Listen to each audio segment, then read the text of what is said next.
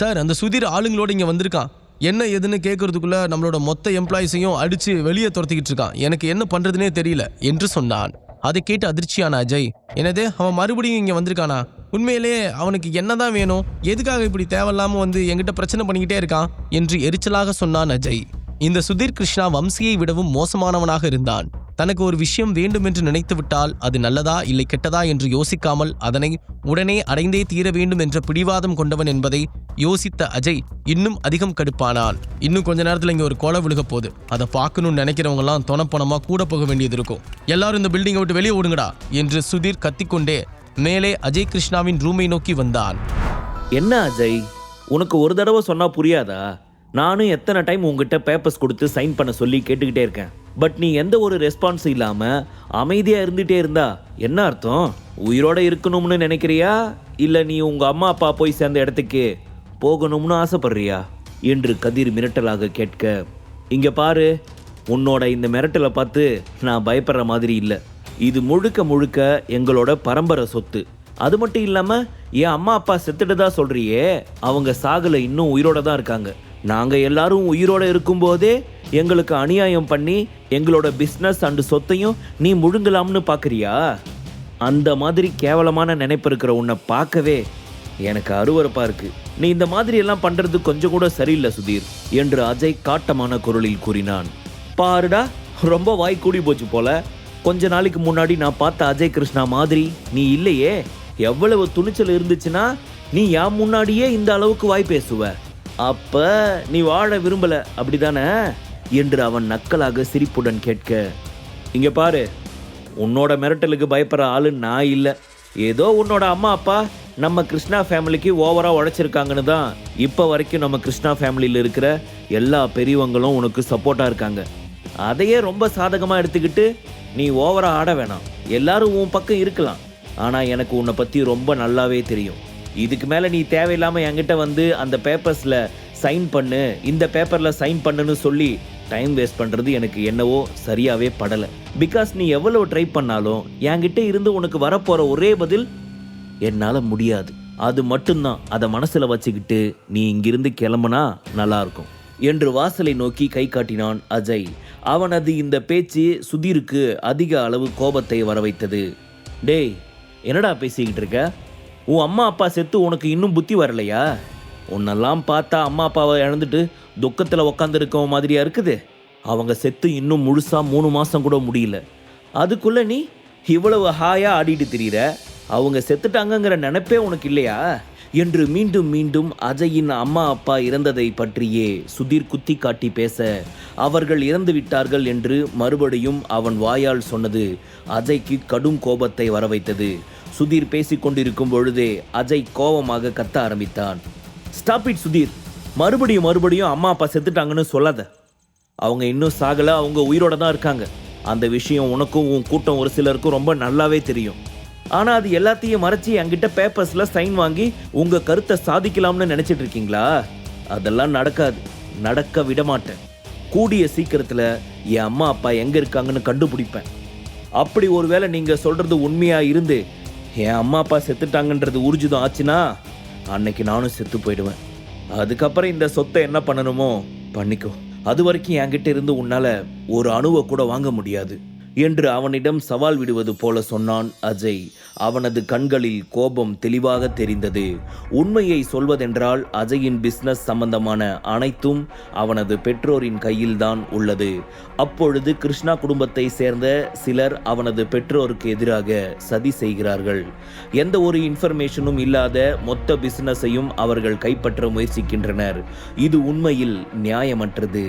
I think Ajay, உனக்கு மனநலம் பாதிச்சிருச்சுன்னு நினைக்கிறேன். அதனால தான் இந்த மாதிரி பைத்தியக்காரத்தனமா இல்லாத ஒன்று இருக்குதுன்னு நினச்சிட்டு இருக்க. உன் அம்மாவும் அப்பாவும் ஆக்சிடெண்ட்ல இறந்துட்டாங்க. அதை பற்றின நியூஸ் எத்தனை டிவி சேனலில் பேப்பரில் வந்துச்சு. அதை நீ உன் கண்கூடாவே பார்த்தியே. இதுக்கு மேலே உனக்கு என்ன ப்ரூஃப் வேணும் அவங்க இறந்துட்டாங்கன்றதுக்கு? நீ இன்னும் அதையே நம்பாமல் இருக்கிற. அவங்க இறந்துட்டாங்கப்பா. ஸோ கொஞ்ச நேரத்துக்கு முன்னாடி என்கிட்ட சொன்னியே செத்துட்டாங்கன்னு உறுதி ஆயிடுச்சுன்னா பேப்பரில் சைன் பண்ணிட்டு நீ செத்து போவனு. ஸோ சொன்னதை அப்படியே செஞ்சுடு. எனக்கும் உன்னை கொல்ல வேண்டிய அவசியம் இல்லை. பார்த்தியா, என்று திமிராக சொன்னான் சுதீர். ஆனால் அவனது பேச்சால் கோபமான அஜயோ பதில் ஏதும் பேசாது அவனை பார்த்து கோபம் நிறைந்த கண்களோடு வெறுமையாக சிரித்தான். கோபம் நிறைந்த அஜயின் கண்களும் அவனது வெறுமையான சிரிப்பும் சுதீருக்கு ஒரு அதிர்ச்சியை கொடுத்தாலும் அவனிடம் உள்ள சொத்துக்களை எப்படியாவது அனைத்தையும் அடைந்தே தீர வேண்டும் என்ற ஒரு வெறி மட்டும் மீண்டும் மீண்டும் சுதீரை தைரியப்படுத்தி கொண்டே இருந்தது.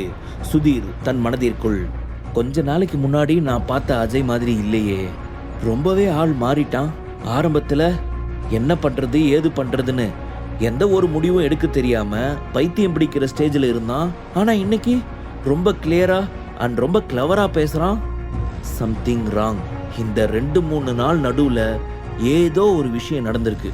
ஸோ இவனை இப்படியே மிரட்டாம வேற வழியில போய் பேசி பார்க்கலாம் என்று யோசித்த சுதீர் அஜயிடம், இங்க பாரு அஜய், உண்மைகள் சில நேரம் கசக்கத்தான் செய்யும். அதுக்குன்னு அதை நாம அக்செப்ட் பண்ணி காட்டி எப்படி சொல்லு பார்ப்போம். எந்த ஒரு ஆதரவும் இல்லாமல் உன்னால் இந்த ஒட்டுமொத்த பிஸ்னஸை எடுத்து ரன் பண்ண முடியாது. பட் என்னால் அதை ரன் பண்ண முடியும். உங்கள் அம்மா அப்பா இறந்துட்டாங்கன்னு தெரிஞ்சதும் நம்ம ஃபேமிலியில் இருக்கிற எல்லாருமே உங்களோட சொத்துக்களை அடைய ஆசைப்பட்டாங்க. ஆனால் நான் நல்ல மனசோட இந்த பேப்பர்ஸில் சைன் வாங்கிட்டு அதுக்கு ஏற்ற சன்மானமும் அது போக ஏதாவது 2 பிஸ்னஸையும் உன் கையில் ஒப்படைச்சிடலாம்னு ஒரு முடிவில் தான் நான் உங்ககிட்ட கேட்டுக்கிட்டு இருக்கேன். பட் நீ என்னோட நல்ல மனசை புரிஞ்சிக்கவே மாட்டேங்கிற. நல்லா யோசி. நீ என்கிட்ட இந்த பேப்பரில் சைன் பண்ணலைனாலும் நம்ம ஃபேமிலியில் இருக்கிறவங்க உன்னை எப்படி வேணும்னாலும் மிரட்டி சைன் வாங்கிடுவாங்க. இப்போ வரைக்கும் நீ கிருஷ்ணா ஃபேமிலியை சேர்ந்தவன் அப்படின்ற ஒரு டேக்லைனில் மட்டும்தான் உன்னோட உயிருக்கு ஒரு கவசமாக இருக்குது. இதுக்கப்புறம் அதுவும் இல்லாட்டி என்ன ஆகும் நல்லா யோசிச்சுப்பாரு. நம்ம வீட்டு ஆளுங்க நிச்சயமாக அதை பண்ண போகிறாங்க. உன்னை ஏதாவது பண்ணி உங்ககிட்ட சைன் வாங்கி வச்சுக்கிட்டு அடுத்த நிமிஷமே உன்னை கிருஷ்ணா ஃபேமிலியை விட்டு துரத்தி அனுப்ப போகிறாங்க. அதெல்லாம் நடக்காமல் இருக்கணும்னா நான் உனக்கு நல்லது பண்ணுறேன்னு சொல்லிட்டு இருக்கப்பவே அதை அக்செப்ட் பண்ணிக்கோ என்று நல்லவன் போல அவன் தோள் மீது கை வைத்து பேச அவன் கையை உதறிவிட்டு அவனை பார்த்து ஏளனமாக சிரித்த அஜய், உன்னோட இந்த போலித்தனமான அக்கறை எனக்கு ரொம்பவே பிடிச்சிருக்கு. ஆனால் அது எனக்கு தேவையில்லை. என்னோட சொத்தும் என்னையும் என்னால் ரொம்ப நல்லாவே பார்த்துக்க முடியுன்ற நம்பிக்கை எனக்கு இருக்கு என்று நம்பிக்கை நிறைந்த வார்த்தைகளோடு சொன்னான் அஜய். அவன் சொன்ன அந்த ஒற்றை வார்த்தையிலேயே சுதீருக்கு அனைத்தும் புரிந்துவிட்டது.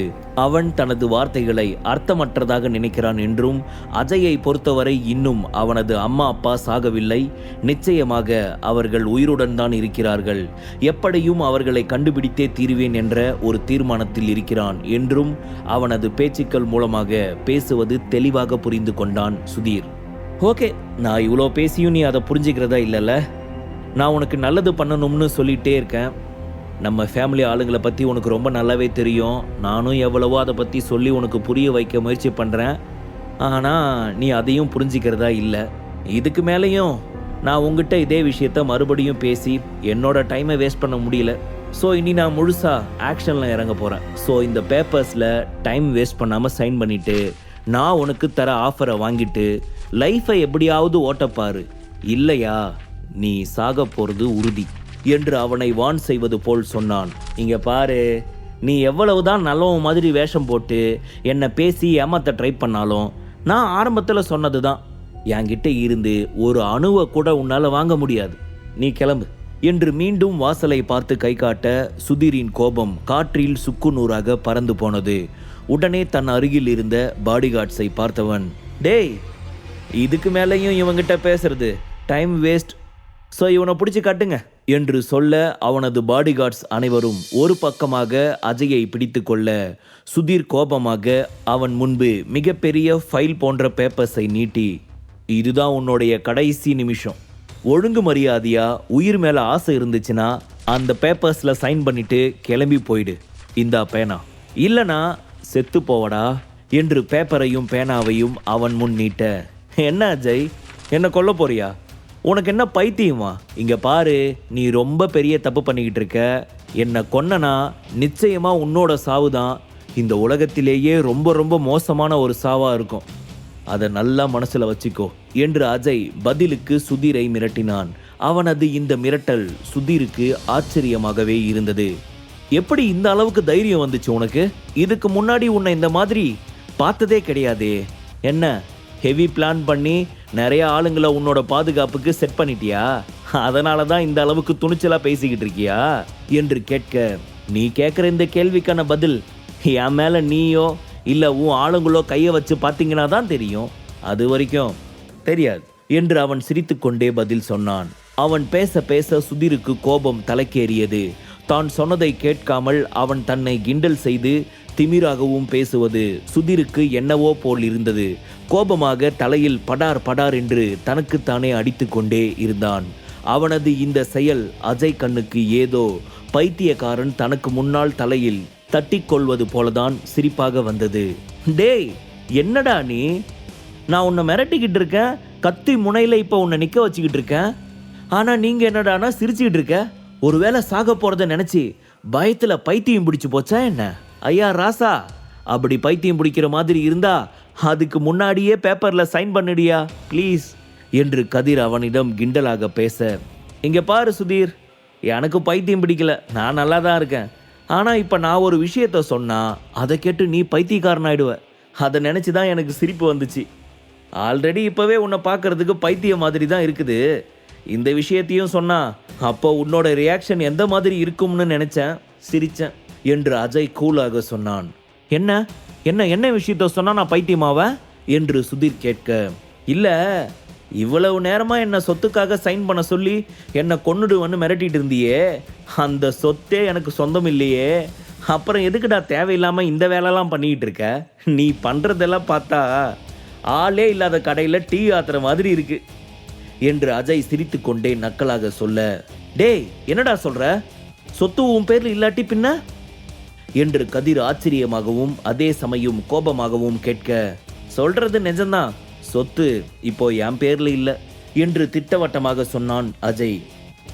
என்ன சொல்றான் இவன்? சொத்து இவன் பேர்ல இல்லையா? அப்போ யார் பேர்ல இருக்குது என்று சொல்லி தனக்குத்தானே யோசித்து கொண்டிருந்த அவனது இன்னொரு மனதோ, டேய் அவன் பொய் பேசுறான், இந்த மாதிரிலாம் பேசி உன்னை டைவர்ட் பண்ணிட்டு இங்கிருந்து எஸ்கேப் ஆகிறதுக்காக தான் இந்த மாதிரி எல்லாம் பேசிக்கிட்டு இருக்கான். சொத்து இவன் பேர்ல இல்லாட்டி வேற யார் பேர்ல இருக்க போகுது என்று இன்னொரு மனது அவனை எச்சரித்தது. இதை பற்றி குழப்பத்தில் இருக்கும் பொழுது அவனது ஃபோன் அடித்தது. அதை அட்டன் செய்தவன், ஹலோ, சொல்லுங்க மாமா என்று பதட்டமாக கேட்க எதிர்முனையில் இருந்த கோவிந்த், என்ன பண்ணிக்கிட்டு இருக்க சுதீர், நீ எதுக்காக இப்போ அங்கே போன என்று கேட்டார். மாமா, நான் எவ்வளவு சொன்னாலும் இந்த அஜய் கேட்க மாட்டேங்கிறான். சொத்து பத்திரம் எதுலேயுமே சைன் பண்ணவே மாட்டேங்கிறான். அதனால தான் அவனை கொன்னுறலாம்னு முடிவு பண்ணிட்டேன் என்று கதிர் கோபமான குரலில் சொல்ல, உனக்கு என்ன பைத்தியமா? ஏண்டா எல்லாரும் இப்படியே இருக்கீங்க? எந்த பக்கம் போனாலும் நான் போட்ட பிளானுக்கு ஒட்டுமொத்தமாக ஆப்பு வைக்க தான் நீங்கள் இதெல்லாம் பண்ணிக்கிட்டு இருக்கீங்களா? இங்கே பாரு சுதீர், ஒழுங்கு மரியாதையாக அங்கிருந்து கிளம்பி வந்துடு, இல்லைனா என்னோட பிளானும் சொதப்பிடும், உனக்கும் ரொம்ப பெரிய ஆபத்து வந்துடும் என்று கோவிந்த் கிருஷ்ணா சொன்னார். இங்கே பாருங்க மாமா, நீங்கள் சொல்கிற எதையும் நான் கேட்குறதா இல்லை. உங்கள் மேலே நான் மரியாதை வச்சுருக்கேன், அதனால தான் இப்போ வரைக்கும் உங்ககிட்ட பொறுமையாக பேசிக்கிட்டு இருக்கேன். மற்றபடி என்னால் நீங்கள் சொல்கிறதெல்லாம் கேட்க முடியாது. எனக்கு அஜய் கிட்ட இருக்கிற சொத்து இப்போ என் கைக்கு வந்தாகணும், இல்லாட்டி நான் அவனை கொல்றது உறுதி தான். என்ன நீங்கள் டிஸ்டர்ப் பண்ணாதீங்க, ஃபோனை வைங்க என்று அவன் காட்டமாக சொல்ல, இங்கே பாரு சுதீர், நான் சொல்கிறத புரிஞ்சுக்கோ என்று கோவிந்த் சுதீரை சமாதானப்படுத்த முயற்சி செய்ய, நீங்கள் எதுக்காக இந்த மாதிரி எல்லாம் பேசுகிறீங்கன்னு எனக்கு ரொம்ப நல்லாவே தெரியும். அந்த விக்ரமை நினச்சி நீங்கள் பயப்படுறீங்க, அப்படி தானே? உங்களுக்கு வேணும்னா அவனை பார்த்து பயமாக இருக்கலாம், ஆனால் நான் அவனை பற்றி முழுசாக தெரிஞ்சுக்கிட்டேன். இதுக்கு மேலேயும் என்னை கன்வின்ஸ் பண்ண நினைக்காதீங்க. அப்புறம் நீங்கள் பயப்படுறீங்களே அந்த விக்ரமுக்கே நான் ஃபஸ்ட்டு ஒரு முடிவை கட்டிட்டு அதுக்கப்புறமாவே இந்த அஜய் கிட்ட நான் சைன் வாங்கிக்கிறேன். இப்போவே இந்த இடத்திலேயே அஜய் மூலமாகவே நான் விக்ரமை அடித்து காலி பண்ணுறேன்னா இல்லையான்னு மட்டும் பாருங்கள். நீங்கள் இப்போ ஃபோனை கட் பண்ணுங்க என்று சொல்லிவிட்டு சுதீர் ஃபோனை கட் செய்ய போக, இங்கே பாரு சுதீர், தேவையில்லாத பிரச்சனை பண்ணுற நீ, இப்படி நீயே தேவையில்லாமல் அவனை பிரச்சனைக்கு வாண்டடாக இழுக்காத என்று கோவிந்த் எச்சரிக்கை செய்வது போல் சொல்லி கொண்டே இருக்க, அதை துளியும் காதில் வாங்காமல் ஃபோனை கட் செய்தான் சுதீர். சுதீர் விக்ரமிடம் வாண்டடாகவே ஒரு பிரச்சனைக்கு செல்ல போகிறான். அவனது நிலைமை என்ன? முழு கதையையும் கேட்டு மகிழ பாக்கெட் FM ஆப்பை டவுன்லோட் செய்யுங்கள். லிங்க் டிஸ்கிரிப்ஷனில் கொடுக்கப்பட்டுள்ளது.